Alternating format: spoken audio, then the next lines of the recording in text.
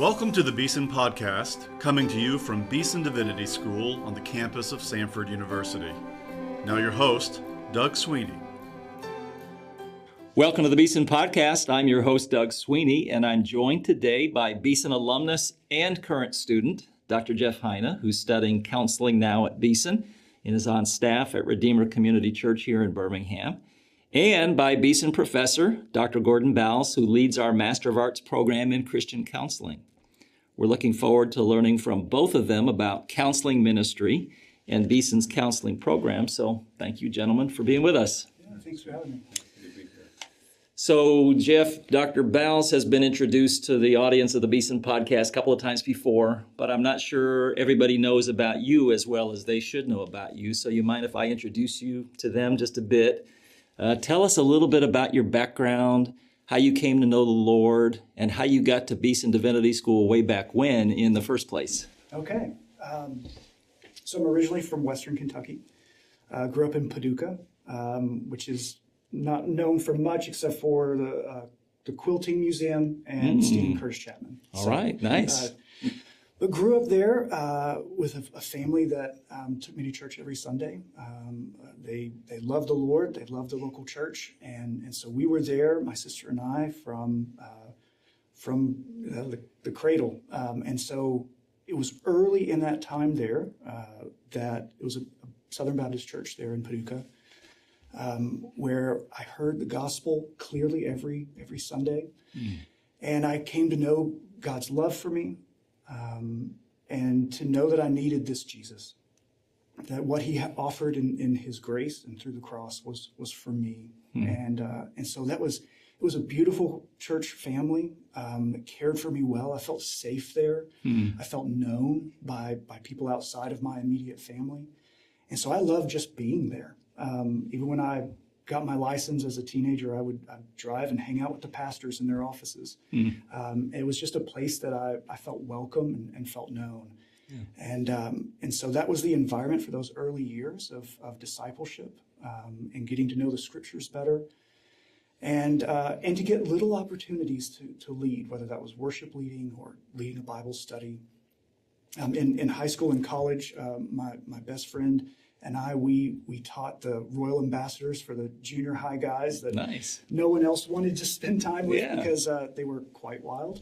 But it was a good time, and just being able to walk with them through the years as they were growing up. And then I went to Murray State in Western Kentucky, studied philosophy there. And even though it was a state school, I was exposed to ancient writings by Augustine and Kierkegaard. Then modern Christian philosophers like Merold Westphal, others that were really influential for me. And then at the same time, I was going through a Bible study down the road in small Hardin, Kentucky, that was led by a man. It was a home Bible study. He had built a ministry over the years. He had been an NBA basketball player in the 70s. Wow, that's pretty cool. Played for the Spurs, came back to be a hog farmer in Hardin, Kentucky. His name was Bob Warren. And he was called by the Lord to teach the scriptures to the community. And so he opened up his home, and I would go there and every Tuesday night during college. And it was during that time that the Lord really used Bob to help me discern a calling into ministry. Fred Sanders, also, when he was at Murray State before me, he went out to Bob's to study the Bible with him. Wow. And so Bob was a remarkable servant of the Lord. His excitement to teach the Bible to just anyone in the community that would come to his house on a Tuesday night. It was a beautiful thing to be a part of.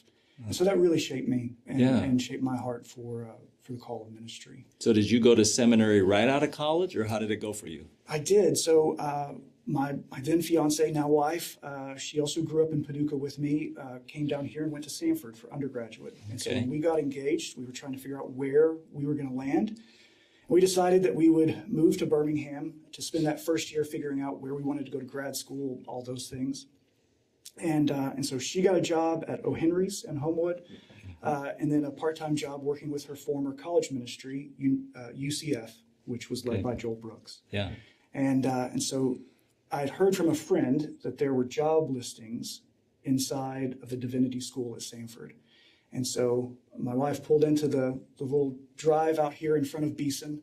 I went up to the second floor to the job board. I was writing down every job listing that was up there, and I overheard a conversation in a classroom next to me. And it was an older man's voice and a group of young students. And I don't remember what they talked about, but just the warm engagement that was happening. I knew that I needed to apply to Beeson. Wow. And so it was actually overhearing Dr. Calvin Miller's mentoring group that led me to apply that first time. Wonderful.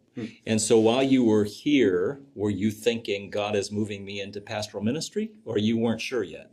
I wasn't sure yet. So I came in as an MTS student. Yeah. And really it was hearing the preaching classes, hearing from my friends that were in there with Dr. Smith at that time. And I said, I want to be a part of that. I want to just to experience it, that training. And it was through interacting in those courses that the Lord really stirred in my heart that pastoral ministry was my future. All right. So you finish up your master's degree at Beeson. And then what? You moved into a full-time ministry position? Yes. So the same year that I was finishing up the MDiv, Joel and Lauren Brooks were planting Redeemer. All right. And because we had known the Brookses for some time, we first were just joining them in their home to pray about this church plant, to support our friends. And after that first night of prayer, we left the Brookses' home in Crestwood, stopped off at Walgreens, and when my wife got back in the car, I said, I think we might need to be a part of this. Wow. And so we thought, okay, maybe for another year, staying here in Birmingham. And that was 2008. Yeah, that's remarkable. You've been at Redeemer since day one. Yes. Wow. All right, we're about to get to counseling, but not quite yet. You also did a Doctor of Ministry degree at Beeson. Yes. When did that happen, and why did that happen? Yeah, so in 2012 is when I started that program. I just continued to want coaching and training and equipping, some more direction and growth as a pastor. I love the MDiv program. It was equipping for the work, but I also had this vision of the pastor that I wanted to be. And I knew that there was more that the Lord had for me here at Beeson. And so that is what led me to apply to that program, getting to work again and learn from Dr. Thielman, Dr. Matthews, Dr. Smith, and then Dr. Webster oversaw my dissertation. And, and it was a very challenging program, but very rewarding. What was your dissertation about? It was discipleship within the millennial generation, because we were seeing so many people of that age, my age, coming into Redeemer, while all the stats from Pew Research and Barna were saying that they're leaving the church in droves. And we were seeing the opposite. And I kind of wanted to know why. Yeah. Well, that sounds perfect for Redeemer. All right. So when and how did this sort of desire well up in you for more education in counseling? As a pastor, were you doing a lot of counseling and then figuring out, oh my, I need to know what I'm doing? Or how did that go for you? Yeah, for so many years as a church plant, it was all hands on deck, right? So the first 7-8 years, Joel and I were the only staff pastors. And so we had other staff that were coming in. Dwight Castle was doing our local missions as a director and all of that. But on the pastoral staff side, it was just Joel and myself. And I was doing more and more of the premarital counseling, individual counseling and care. And then when the church did not grow quickly. It was a slow growth. But once the tipping point kind of came and it was more rapid growth, the needs diversified rapidly.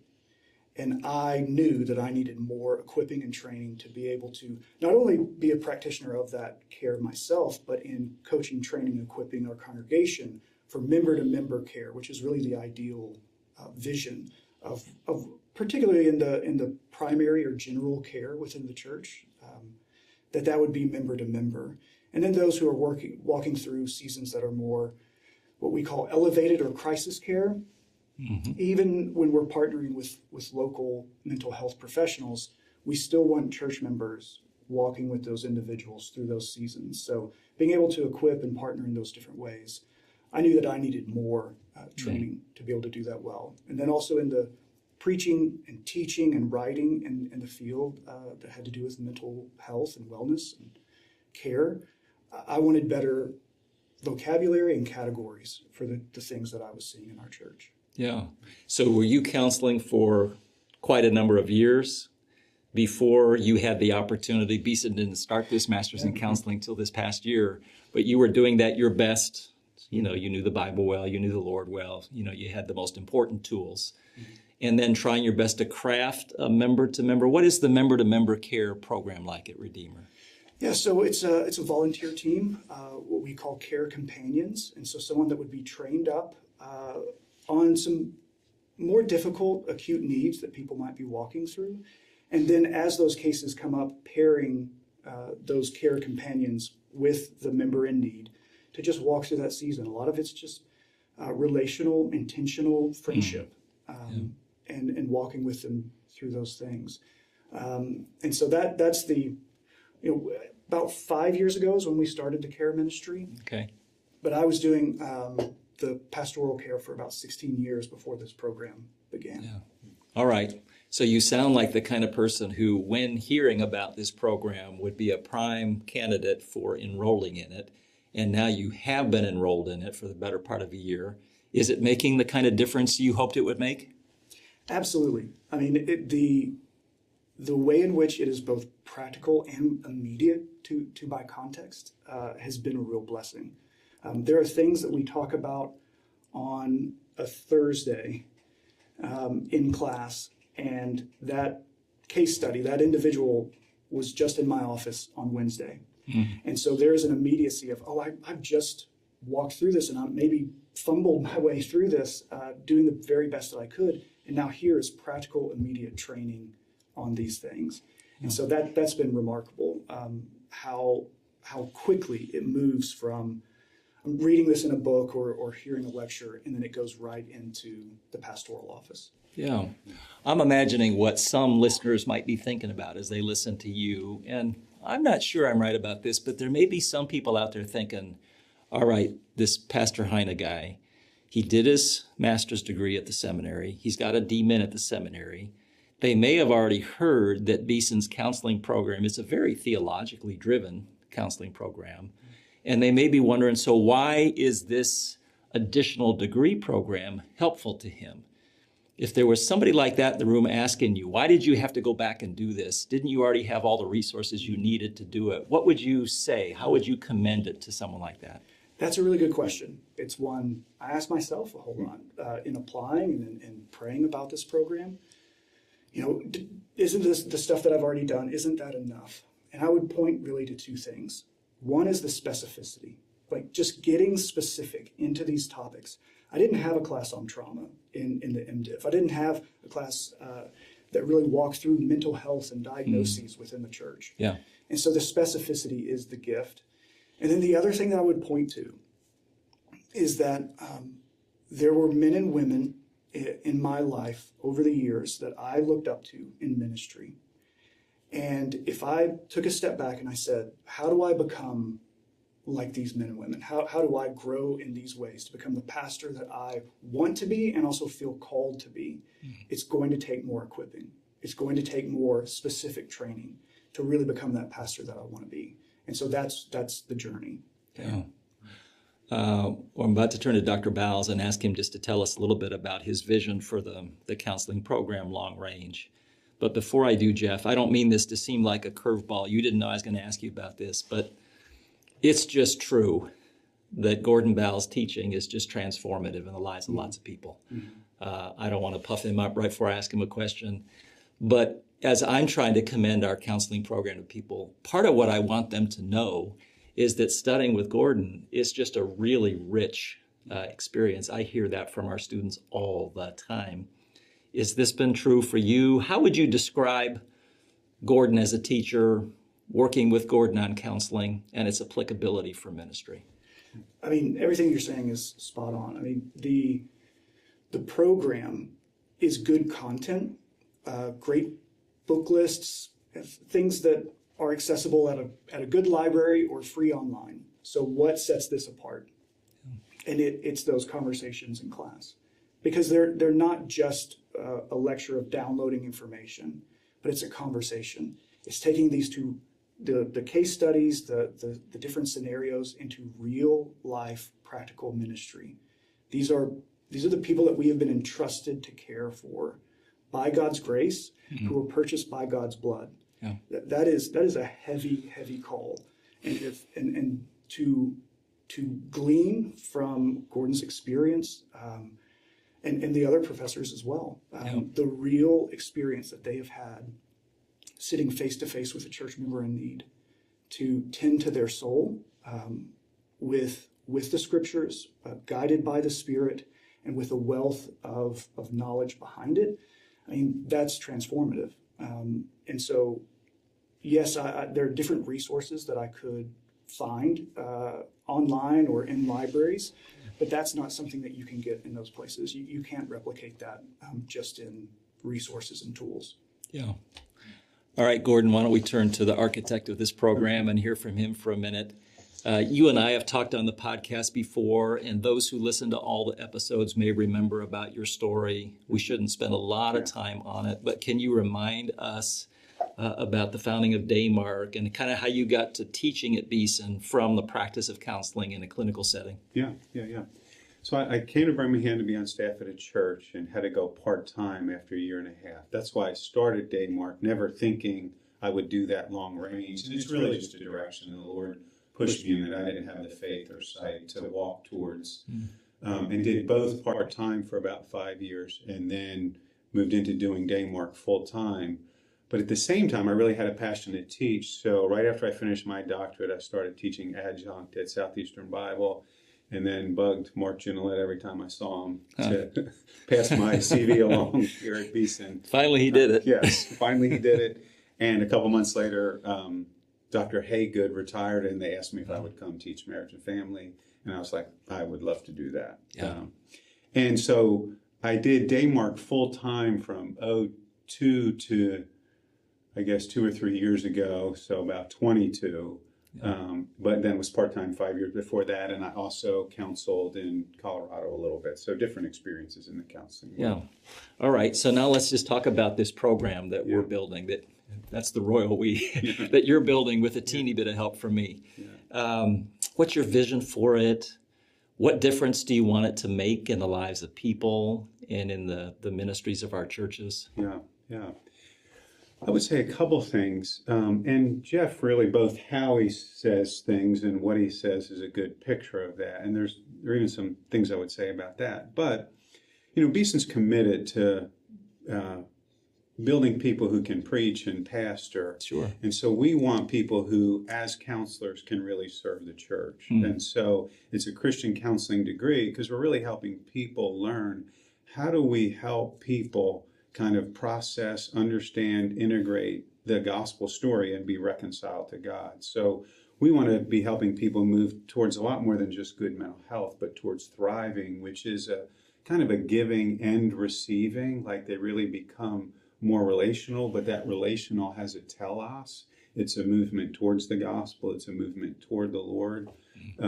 So that would be a big idea in terms of what we're after, both how we're trying to guide people, but also that they're doing that in support of the church and ministry, wherever they're doing it. Yeah.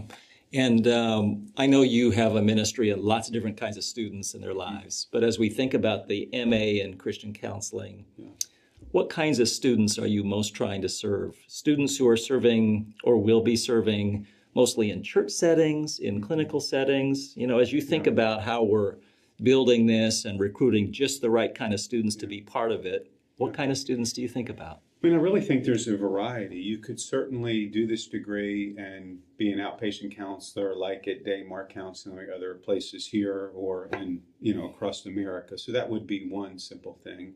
Another thing would be nonprofit Christian organizations. So that could be a missions organization to something like Unbound Grace in town. And then really what Jeff is doing, being on staff at a church and doing counseling, but hopefully doing it a lot better because there's been some more specific training. Maybe you're coordinating the pastoral care. Maybe you're training others to do kind of the lay counseling that Jeff talked about. But there's a variety of staff positions. I mean, it could be a youth pastor where you're just more equipped to really disciple and interact with the parents and do family interventions. There's a variety of really church staff positions that you could serve doing the degree.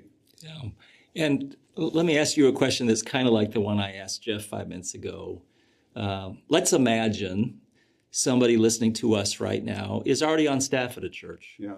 And is serving very well, has a very fruitful ministry going on already, but finds himself or finds herself doing a lot of counseling, doing a lot of work with people who are coming to them at least first for the right kind of care. Yeah. Does a person like that really need to come back to school and engage in a degree program like ours if they're going to be faithful in doing that kind of work? Or how do you want to talk about that? They certainly don't have to. I think it would be a good idea. Yeah. But one of the things I thought of is, it's like I'll run into people in town who'll be like, hey, could you recommend a book on this? Or I really want to come audit your marriage and family class. And then I'll recommend the book and I'll say, you can audit, you're a Beeson grad, or I'll talk to them if you're not a Beeson grad. Well, then I'll run into them 3 months later and they'll be like, yeah, I really do want to audit that class. Or I did get the book, but I haven't read it. Mm-hmm. And in a real practical sense, and I think Jeff is a good example, it would simply be a means of grace. In our culture, oftentimes discipleship really isn't happening unless you put some money and time aside to really do that.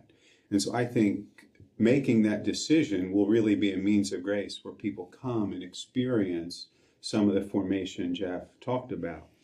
And I really think added to that, and Jeff again did a good job articulating that, is when you actually have done ministry, you're coming with a whole bunch of different questions than you had as a student prior to doing That's right. that.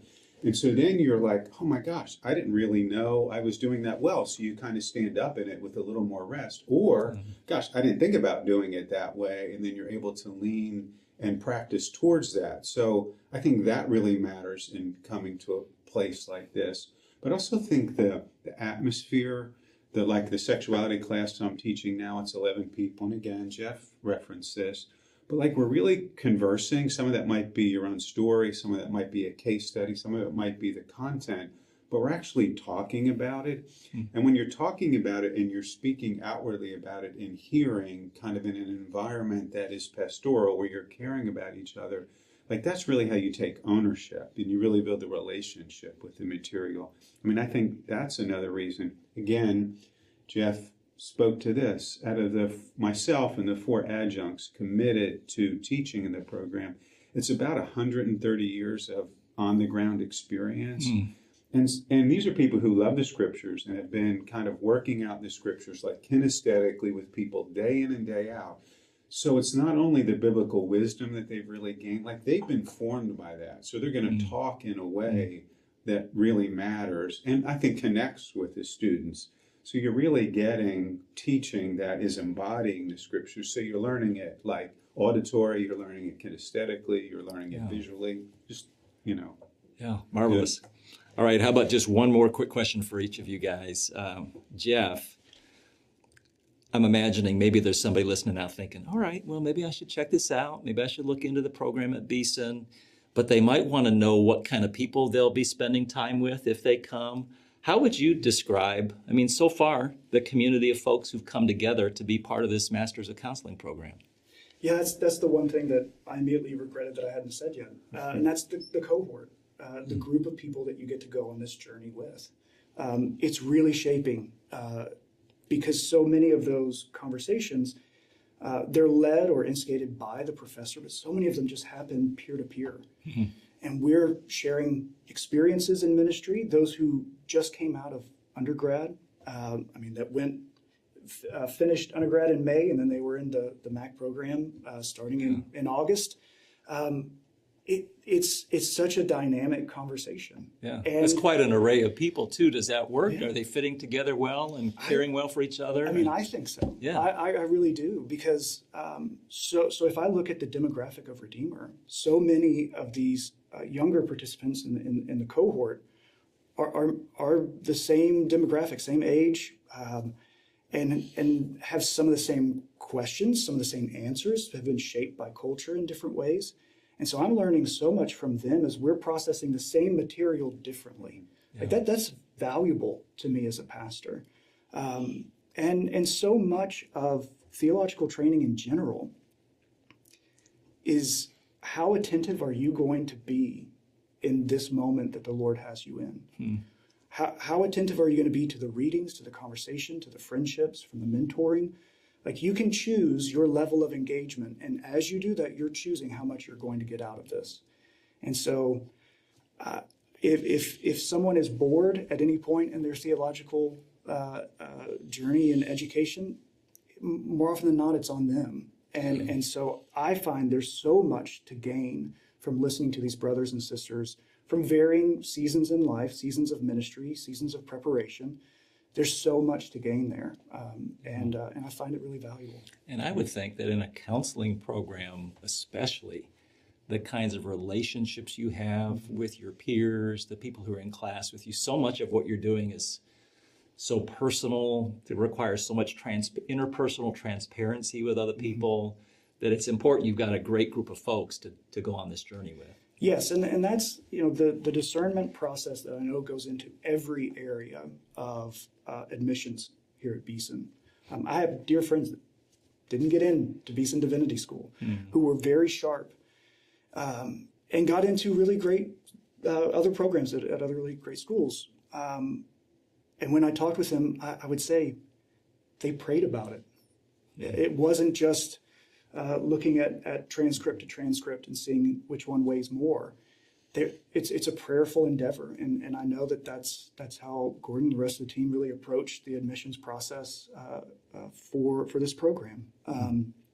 And so the relationships within that room, it's diverse in lots of different ways, but it's an alchemy that I believe is divinely led, and that the Lord help through that discernment process to bring this particular group of people together, and that the Lord will do that time and again as each cohort is formed.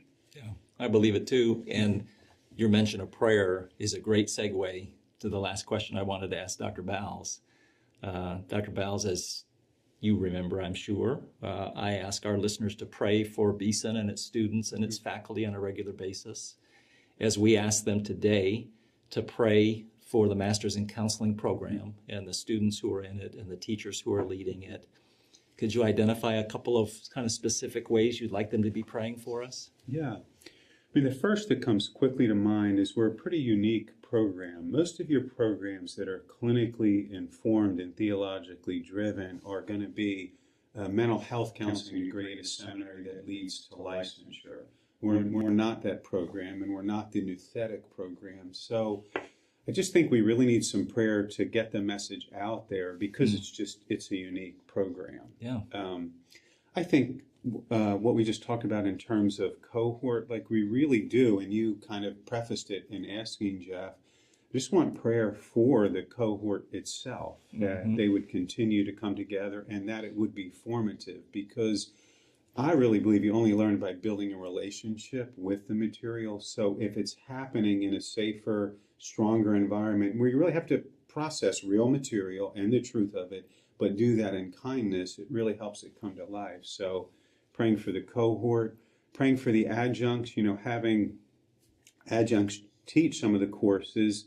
I mean, first of all, I was an adjunct for 10 years, and it was the highlight of my week. And I know they feel that way, but they have other responsibilities. So just praying for them and support of what they're doing. And we would love some more students. We want another full cohort next year. So that's great. Yeah. All right, listeners, please be in prayer as ever for Beeson Divinity School, its students, its staff members, and its faculty members. And please, if you would, pray this week in a very special way for the new counseling program at Beeson. Pray for Dr. Bals and his leadership, the other professors who are helping with the program. Please pray for the students in the program and the students that the Lord is going to bring into the program. We have yet to meet, but are looking forward to meeting. Listeners, you know we love you. You've been listening to Dr. Gordon Bals, professor at Beeson, Dr. Jeff Heine, pastor at Redeemer Community Church here in Birmingham. We say goodbye for now.